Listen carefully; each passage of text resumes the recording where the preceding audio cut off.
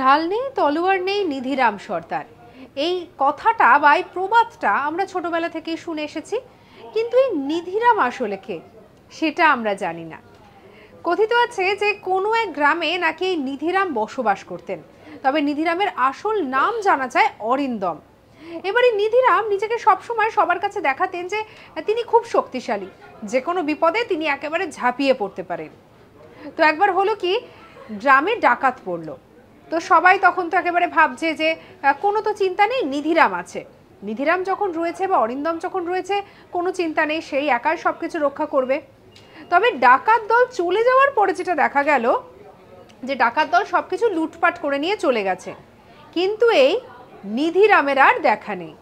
তখন স্থানীয় মানুষজন এটাও জানালেন যে যখন ডাকাত দল এসেছিল তখন সেই নিধিরাম নাকি আসলে কোথাও একটা লুকিয়ে পড়েছিল, তাকে নাকি খুঁজেই পাওয়া যায়নি। এবারে পরের দিন সকালে যখন এই বিষয়টা সামনাসামনি আসে, তখন সবাই যখন নিধিরামকে ধরে এবং বলে যে আমরা তো তোমার উপরে ভরসা করেছিলাম, কোথায় গেলে তুমি, কেন তুমি গ্রামকে রক্ষা করলে না? তখন সেই নিধিরাম বলল যে আমি কি করে রক্ষা করব, আমার কাছে কি ঢাল তলোয়ার আছে যে আমি রক্ষা করব? আর সেই থেকে এই প্রবাদ বাক্যের প্রচলন, ঢাল নেই তলোয়ার নেই নিধিরাম সর্দার। সঙ্গে রাখুন আজ তাক বাংলাকে, সাবস্ক্রাইব করতে ভুলবেন না।